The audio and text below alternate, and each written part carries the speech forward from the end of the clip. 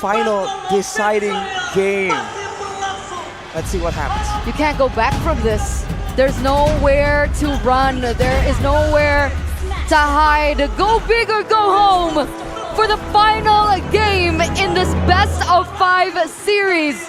Will we be saying goodbye to Geek? Or will the Kingslayers prevail under the pressure, under the boot of the Monarchs? Rrq Hoshi. We'll have to see. Looking at the composition so far, when it comes to, it really feels like Rrq are kind of liking the fact that they can really secure those neutral objectives. With a Yuzong, with an Akai, they are overloaded with crowd control tools. In order to contest for that, you have to wonder for Geek, are they going to try and match it? Are they going to try and go for trades? Because we've seen them go with both situationally. But look at the aggression here. Rrq taking control of these bushes. They're the ones pressuring. And usually you see Geek fam just a bit more proactive. Boy, getting zoned completely away from his own minion wave here in the mid lane, and I don't think he will be able to walk up here. He's just soaking in the XP. Vin, I was thinking about it definitely there. Chidera, Warrior Boots. Again, firmness, tenacity. He wants to make sure that he can somewhat survive at least. Ray though, with the Inspire and the Concussive Blast, it's a utility, fast clear approach and play. Very careful about getting hit with that stun, but I guess that's, you know, how much he fears the potential for Geek to just go in aggressively when you least expect it. I mean, that's what you can expect in the mid lane, right? Again, Luo Yi in the early game has so much damage. Meanwhile, Have to spin into the Furious Dive into all the vengeances you get from those resets. Straight for the turtle, it spawns in 4 seconds. Rrq strike first in game 5. first blood, but only onto Vin up until this point, right? Hasn't reached level 4 just yet, and you can already see them going for the neutral objective. No contest whatsoever for Geek as they look for a mirror play in the top side. Can they get it? Diversion, no. All the way up top. Vin cannot chase them. They're here just to relieve some pressure away from Skylar in this lane. A 2v1. Vin! Final slash from Beloyski back, forcing him to flicker. This is a dangerous call from Beloyski. He went with the flicker, knowing that there's a lot of aggression, gap closing tools from Rrq. But that means he doesn't really have a Purify. So if Dawn feels that Chidera is too slippery or a boy is too difficult, too covered, he can still go for Beloyski. And this also forces a boy and Beloyski to kind of split apart unless they want to be comboed and knocked up together with a Petrify Furious Dive combo. So that Yuzong pick is just looking more and more valuable as the game goes on. The audience prediction, it's been up and down. Honestly, earlier on it was like a 50%, 59% for Rrq, but we're back to 70%. I think after 2 convincing wins by Rrq, the Kingdom have rallied even stronger than before. But again, up until this point, back into the game, 3 minutes has elapsed. We're looking at 40 seconds to the next neutral objective. Irad level 6, Ray as well. What are we expecting here? Do Geek need to look for an opportunity, or do they just try and weather the storm that is Rrq? I think they definitely want to weather the storm just a bit more. Everything, even the roamer, is just so aggressive from the side of Rrq. And Skylar here, knowing that he has the backup, goes in aggressive, chunks the members of Geek low. But hey, this is a similar situation. We've seen Rrq getting punished for this, but look at the boy! Forcing another flicker. Vin, the flicker hunter so far this game. Beloy and a boy, both having to burn theirs. Right as the turtle spawns up top this time for Rrq. Irad wants to go for the steal, probably forcing out Ray with Retribution, and he does get that. Boy caught in the dispersion and the rotation once again in the mid lane, forced back. But this is the regular season Geek fam that we know with the floor rate. Oh, a dive from Dawn. Eternal Guard no connects on to Dawn, and Luke is there to follow it up with a Donor Wolf King, and then another final slash from Vin. The capitalization of the burnt flicker earlier. But now Luke tries to go for a trade, plays right there with his Virgin, and pops into Diversion as well. A pullback with I'm Offended. Vin's still able to survive for a bit right now as he gets chased down. Still the Vengeance resets though, and in the end, he will fall. He will crumble to the Appraiser's Wrap. The heavy spin up top will mean that Chidera will be pinned down even with the Purify right into the Petrify and the Furious Dive of Dawn. Skylar munching on that turret. This is so much value for Rrq. Everything is going right for them. Beloyski might be the next one to fall. but he's still able to get out. Regardless whether or not he fell, Rrq pushed this 1.2k. They got the turtle. They were able to get kills on the board. Vin was able to get a solo onto a boy, was able to buy so much time for them to eventually take down and punish Chidera. Things are not looking great for Geek if they want to stay and if they want to fly out to Riyadh. Everyone from Rrq just stepping out right here. We saw Dawn make crazy plays in the previous game and even in this game, just surprising both Geekfam and us on the desk. But Vin on the Arlet, despite the meme and the beliefs of the people that he hasn't really been able to play this, he seems to be really comfortable just waiting for all these opportunities, capitalizing, forcing Geekfam to really use all of their battle spells defensively instead of aggressively. And immediately they rotate towards jungle. They are playing this so calculatively. Ray with the taunt, now when I'm offended as well, trying to bait out that heavy spin here. Rad saving it to the very last second and is able to escape. Great trade of spells here for Rrq. They went for that play very, very early on. They're trying to shut down Ray so they can really get the more guaranteed neutral objectives. By all means, in the previous 2 games, the fact that they were able to get those lords so decisively is a big part of why they were able to actually find success and win against Geekfam. But look at this diversion. Back up top. We're going to look for a little bit more of time here. Despite Geek going for it, Rrq want to clap back. Oh, right with the final slash, Irad comes in, the Petrify onto Ray with now the Bloom coming back, and the Brazier's grab not going to be enough to help him survive. He wasn't even able to let it get out. He got bursted down by Clay and Luke. Now in the midst of it all, caught, heavy spin, isolates him. Luke trying to run away. Guess it don't run Wilkie into the hurdle guard, and now Chidera is on the chase, but not for long. They cannot lock any of the Rrq members down. That's a lot of damage coming in from a boy there. Rrq, they're doing great so far, but they need to remember, there's a lot of combos available for Geekfam. A big, I'm offended, to a stun from Beloyski to the Eternal Guard can really spell doom for them if they are not careful about this. So they have to be aware and know that that is the kind of moments that Geekfam are just waiting to try and get an advantage from them through. But Skylar's doing so well so far, right? 1-0-1. It feels like he's snowballing up until this point. I'm wondering what his items are. Luke in a 2v1 situation, not going to be able to defend it. That's a flicker. Gotta pull, I'm offended, trying to escape right now, but Skylar, Lycan pounce, that's a Bloom. Global healing is present. They will bait out that flicker away. The Rrq just brute forcing the turret take though, right in front of Luke's eyes. So they're kind of shut down. 3-man final slash, but Vin finds himself in enemy lines. Done with a Petrify instant collapse! Skylar finds a double! And Rrq, the kingdom erupt once again. It's a 4-1 trade. That was a 4-1 trade. After everyone laughing at Vince Arlet, he goes in with that play and he makes it work. The follow-up as well was so impeccable by Dawn with the Yuzong. Never mind the trade. They get so much space. They get the turret in the mid side. And they have so much more control over Geek now. The fact that Vin started the whole sequence, burns all the battle spells, all the counter-engage tools, and Dawn immediately identifies it. The Dawn comes in, lands the tail on 2 members, just deleting them. With all this pressure, Rrq can go for it, but I wonder if they're still cautious of whether Geekfam are waiting for some kind of opportunity. They've put Vin in between the Lord and Geekfam. It might just be a free one for Rrq. But despite everything, right, Ray has still kept up with the farm, also at level 11 right now. But then they don't want to go for the risk. They're not going to go for the contest. This is a perfect turtle and Lord take, by the way, from Rrq. It's so difficult for Geekfam right here. Look at the items as well. Skylar with the Sea Halberd. It's going to be doing a lot of damage to Ray and Luke.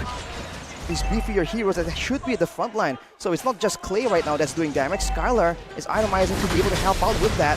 Oh, look at Vin. Again with the vengeance. Just trying to walk in front, trying to be a nuisance here. Look at Rrq though. Look at the way that they are using the waves, trying to build up as many waves as possible with that Lord in the bottom lane. Unfortunately for them, all those minions in the bottom side cleared by the Lord. They won't be getting gold for it, but they will be able to get this mid lane turret. That is plenty, especially against a team like Geek that usually is able to really stave off all this aggression. And they're still going on the top side. They're leaving the Lord for way later. So what's the plan now? The Lord is marching still. They still have 2 waves. It doesn't collapse at the right time, but it still is a push from 2 ends. There's still a tower in the bottom side, however. What is Geek waiting for? Is that a diversion? Oh no! Oh! Divergence and a heavy spin, and Rad finds the pin onto Luke, but they're on another man's base. A boy finds a kill. That's Finn as well. That's 2. A greedy play from Rrq into the base of Geek Fam, and it did not pay off. Luckily for them, no shutdown, so they don't lose too much. Wow, that came out of nowhere. I mean, we were thinking about it being a possibility, but it was just a bit too fast. And really, with the Lord coming in, they could have at least timed it, right? So that Geek Fam would have to lose a lot of HP in that base turret on the bottom side. But as you mentioned, Mirko, no shutdowns, still 4k gold ahead. And for the most part, Geek Fam haven't really been able to find a winning solution, right? Front to backs has been going for Rrq. Neutral objective timing has been for Rrq. Even pickoffs, Rrq has had the better chance because they have a heavy spin that can be used defensively, aggressively, in a team fight, or even for pickoffs. And they are just using that as a flexible tool, like a Swiss Army knife. They also have Clay with the diversions to facilitate those kinds of interactions from happening. So Geek have been falling behind on literally every single aspect. We see a diversion play here. They don't necessarily find anyone just yet. They will be accompanying Skyler, maybe utilizing him as bait, but Geek, they don't take the bait. You're playing it super safe. And let's remember, last season, Geek Fam were notorious for just staying in the base, weather the storm again and again, and then wait for the eventual comeback. This could be what they're planning on doing right here. With Rrq going on the Lord, though, you can see some maneuvers coming in from Geek Fam, trying to find some control.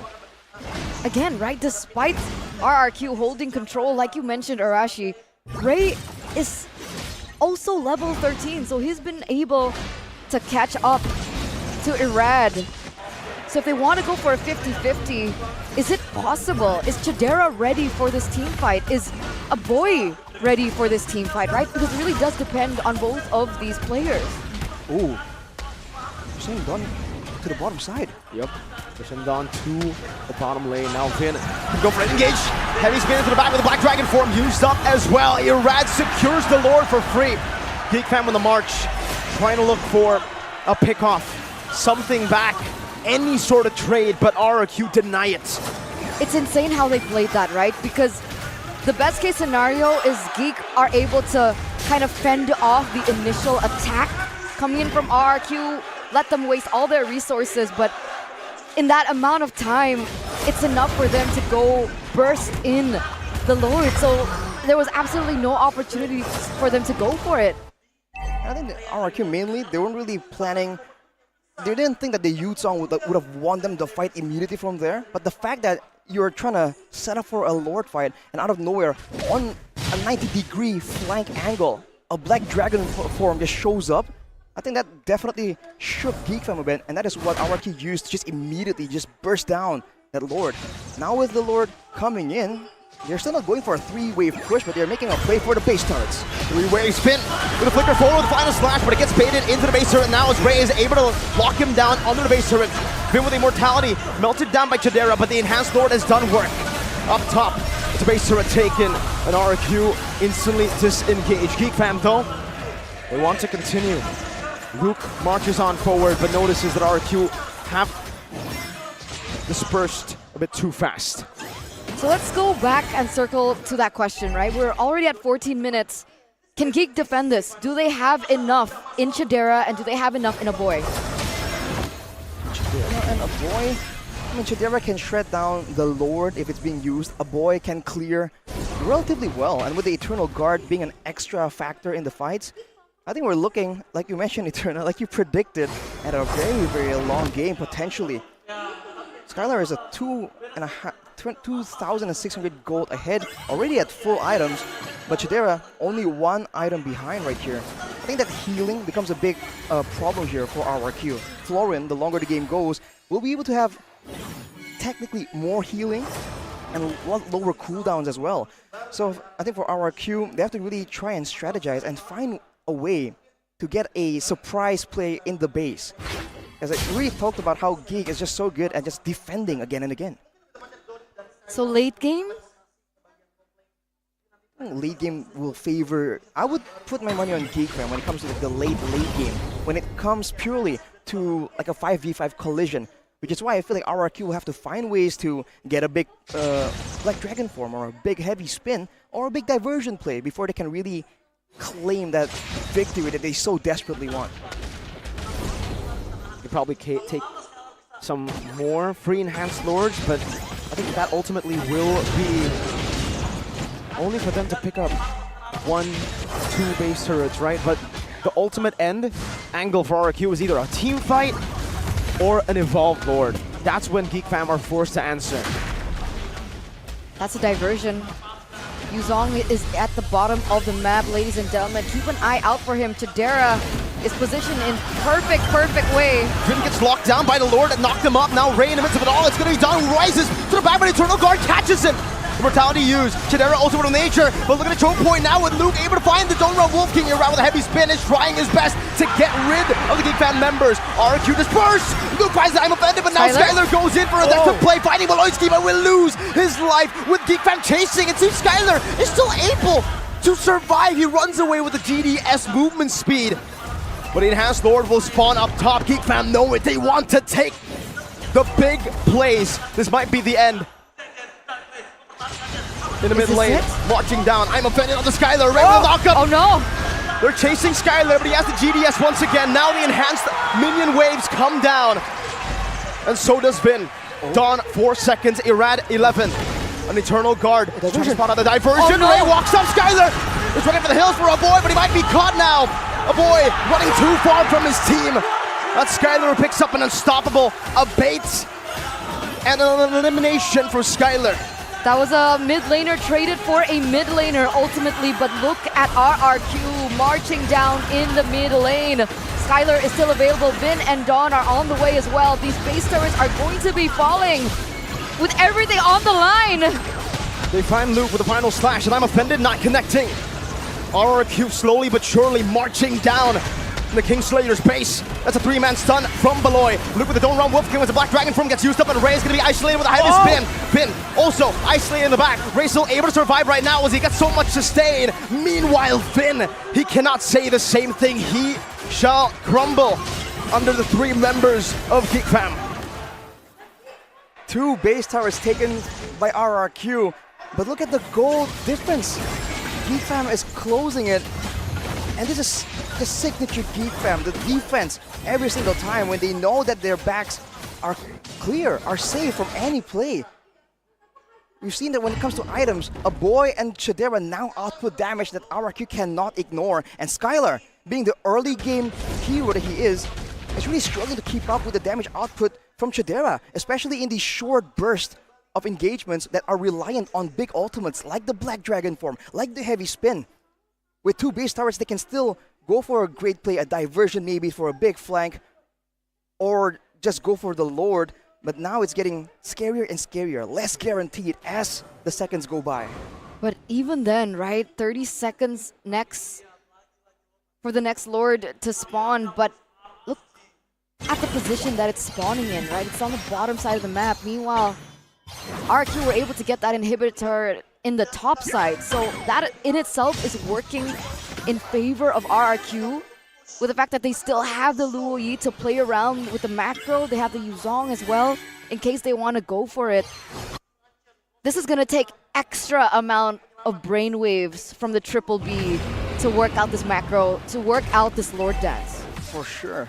Looking at the items as well, Ray going for all ability-based physical damage reduction, and Athena and Oracle. He knows that there's going to be ability-based damage coming in from Skylar, from Frey. He needs to be that extra frontline because Beloyski is not a tankier hero that can initiate or counter-engage. So right now, when it comes to just short trades, the Florian healing now becomes a big problem. Because even if Rrq can chuck someone down to half HP, unless they can really seal the deal and take him out, put him on death timer cooldown, it won't be enough. But with the waves pushing the top side, Rrq, they're trying to play this as calculatively as they could possibly do. Ladies and gentlemen, this possibly could be the last Lord of this best of 5 series. The way that this goes down is imperative to the success of the entire organization at MPL ID Season 13. And if they still want a chance to make it to MSC, the pressure is there. The chaos is looming. The waves are pushing. And the Lord gets resetted? Rrq, maybe a bit too cautious. Maybe a bit over respectful. 2-man unoffended right into the stun. Chidera trying to go for some damage as the Black Dragon form gets used up, but that's all just a bait.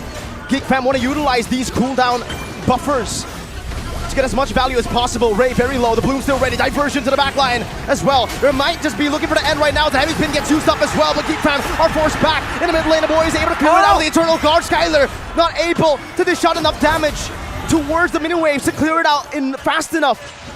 Momentum, pendulum, all swinging back in favor of Geek fam slowly but surely. Now Luke is chasing Skylar, but he has that GDS movement speed to play with.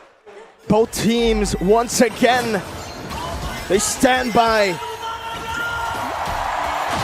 It didn't work out. That was dangerous, man. A boy, though, able to clear the wave. What hasn't happened? And now it's back to the Lord Dance, but now look at the wave on the top side. It's meeting so much further outside of the base for Geek fam. They have decent control right here. Bit of damage placed onto Luke by the Lord, though. This is an evolved board. They'll be taking so much damage from it. Final slash, not connecting. Finn gonna be stunned up earlier. Eternal Guard knocking a rat up, doing some poke damage. Black Dragon form as well by Dawn. This is a window of opportunity. A 5-man petrified, but he gets the lead in instead. Now the Praisers run! Ray finds Iran and he gets the retribution! All objectives have gone to the Kings. All of the retries have gone to Iran. But the one that mattered might have gone to Ray, might have gone to the Kingslayers. Irad and Dawn, they fall. And with them, possibly the entire kingdom will go down with them. 3 waves are pushing. Ladies and gentlemen, this Lord is marching down in the mid lane. 20 seconds left on the clock for Irad. 17 seconds left on the clock. Ray still needs to work down in the top side. Oh, but there they go! With unoffended finding play. Only Skylar, the Crown Prince in his own base, left to defend. They will slay the Prince, they will slay the Kings.